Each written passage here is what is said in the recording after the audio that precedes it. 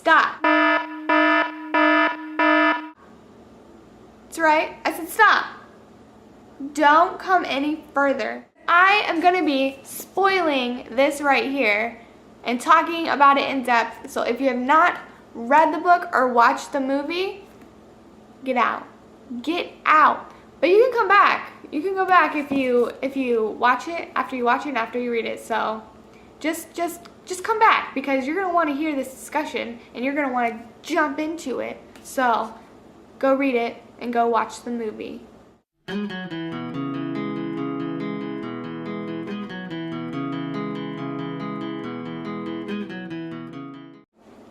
Hey guys, today I'm going to be talking about the Mortal Instruments City of Bones book and the movie adaptation that just came out.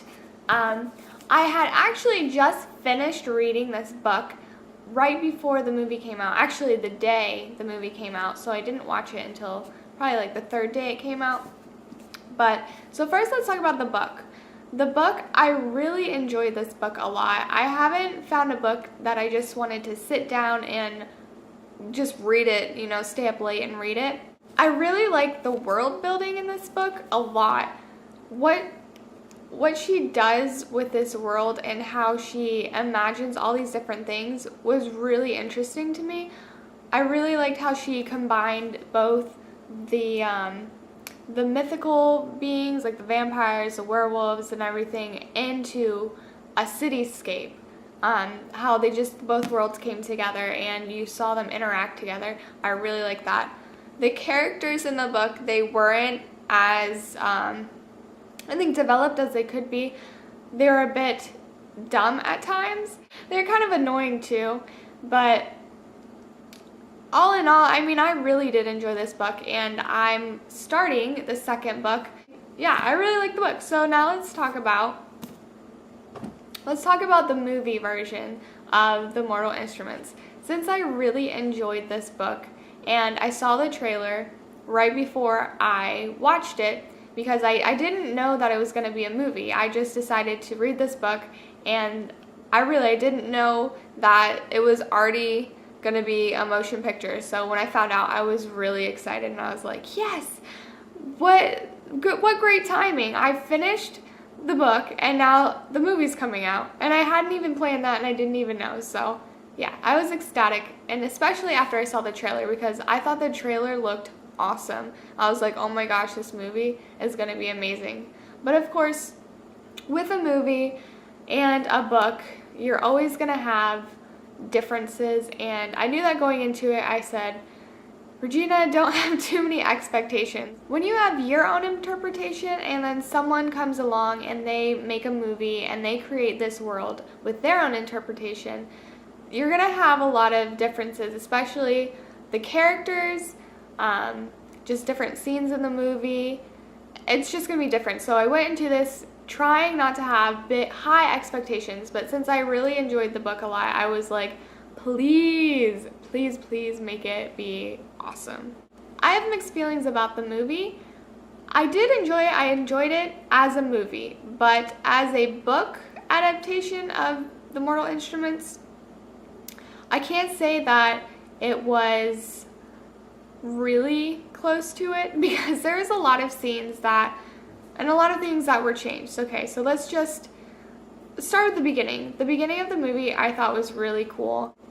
I thought that was a really cool scene where you actually were able to see what was going on when her mom gets taken. It's really cool how the door just breaks down and you see Claire on the phone and she's, you know, freaking out, and then it's really heart-wrenching because you're like, oh my gosh, her mom's getting taken, and then she's like, oh my gosh, mom, and then she runs, you know, that scene with her running down the street, it got to me, and I was like, no, you know, so I thought that was really neat, like, and it was really emotional. But then everything kind of starts to go really, really fast and fast-paced from scene to scene to scene. There wasn't not as much dialogue as I thought there would be, because all the characters all have a lot of like snarky comments to each other and like just their dialogue is just so like rich and like just their back and forth throughout the whole book. And you didn't really see that in the movie. You only saw their interactions, and it was mostly like action-packed and just from scene to scene to scene. And you know, it was awesome, action-packed movie, of course, but as someone who's read the book, I was waiting for all those interactions, those little, just with Clary and Jace, you know, all their different scenes together, talking, and their intimate moments where he comes out and he tells her about, you know, different things, and they just kind of get to know each other. And you didn't have that in the book. I think the only scene where he really talked about himself was when they were up in the garden in the Institute for her birthday. So I just thought that was a little disappointing that they didn't have all those different, you know, dialogues back and forth. Another part I didn't really like was the scene where they go to get the vampires. Now, Simon was supposed to be a rat. A rat, okay? And he did not get turned into a rat. They hung him up in a tower. I don't know where they were going with that, but hanging him up in a tower was not what I was expecting, and I was expecting to see him as a rat, because I think, like a lot of people, that's one of my my favorite scenes, and that's a big scene. So I thought he was going to be a rat, and then, of course, just Clary and Jace go, but in the movie, they all go. Another thing I really found disappointing was when they went to the roof. I was really wanting to see him fly away on a motorcycle that ran off of demon energies. I really wanted to see that, and I was disappointed that instead, yeah, they didn't. Oh, okay.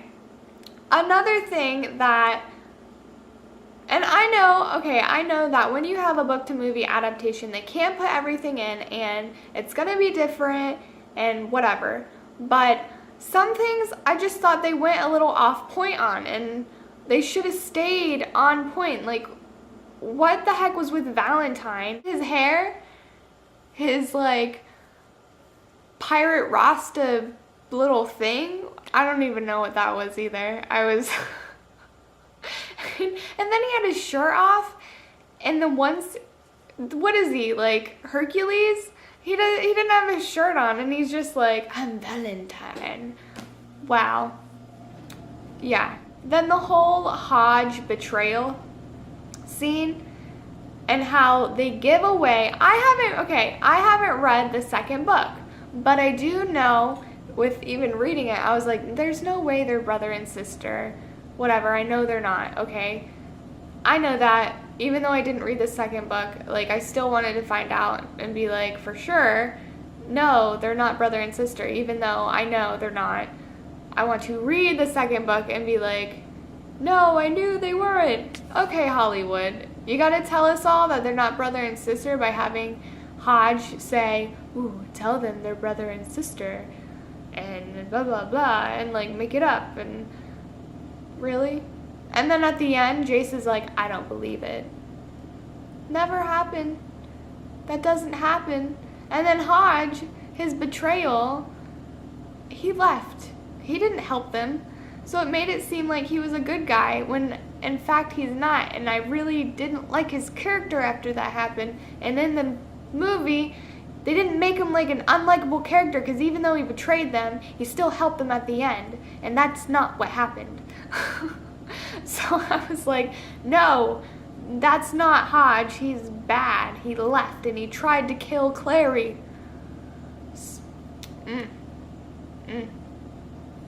The other it was just little things, you know, just little things here and there. I just didn't feel like it flowed correctly. I think they tried to make it too, like, exciting, and they didn't put enough of the story, and it just went, bah. The acting, I don't think some of the characters had that spark. Magnus, his character was good. just like how he looked and everything. I pictured him like that. But his attitude, I don't think correlated with how the Magnus in the book is. He was more like, he had more attitude, okay? He was more like charismatic, attitude, I'm the shit.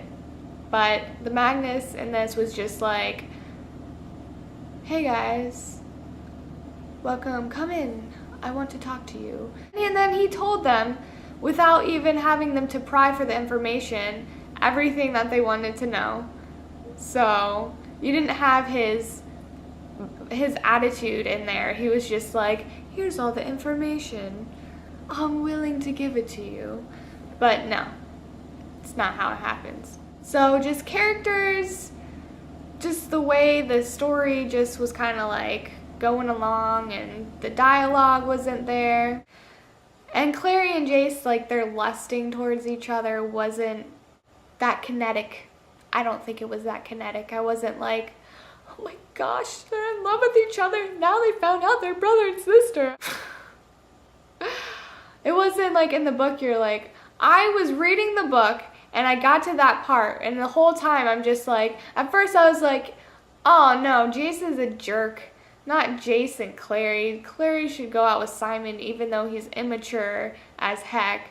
Like, yeah, Simon, not Jace. And then throughout the book I'm like, oh, Jace is really, he has a soft spot. He's just, his father was freaking horrible to him and made him into who he was. And so that's why he's acting the way he is. But he really does have a soft spot. He just, and Clary brings it out in him. And I was just like, yes, they should be together. And then I was like rooting for them, and then he gets taken and I'm like, no.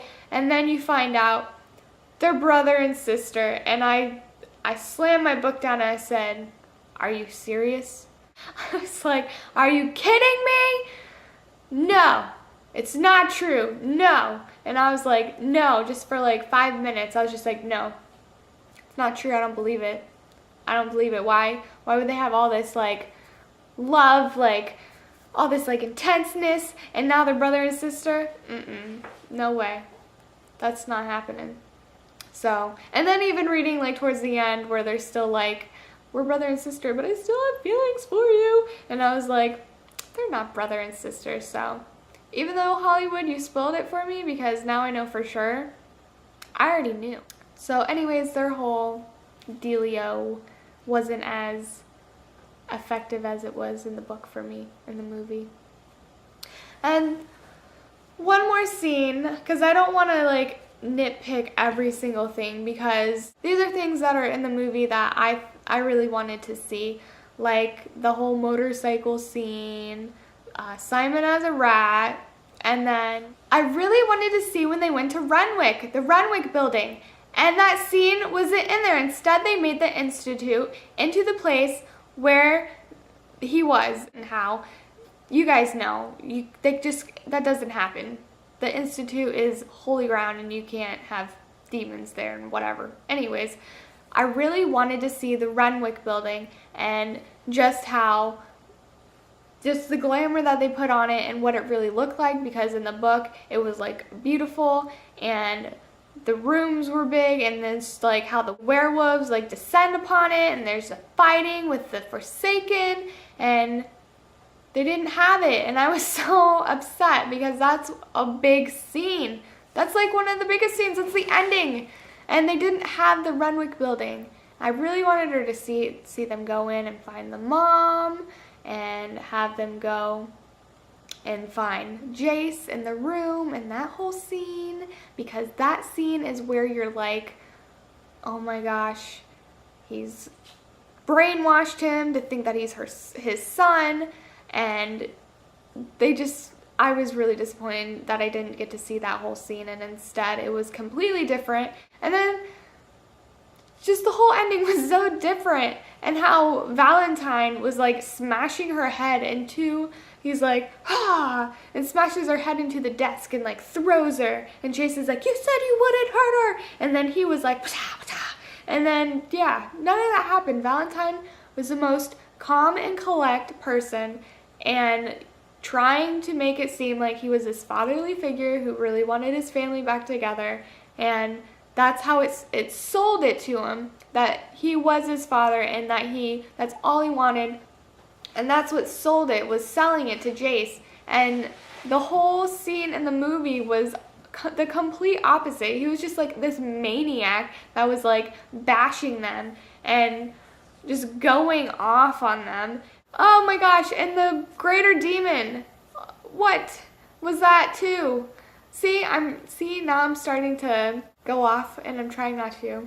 But the greater demon and how it went into the light and it can't go into the light, and how Simon in the book killed it by shooting the arrow into the skylight, and that's how it died.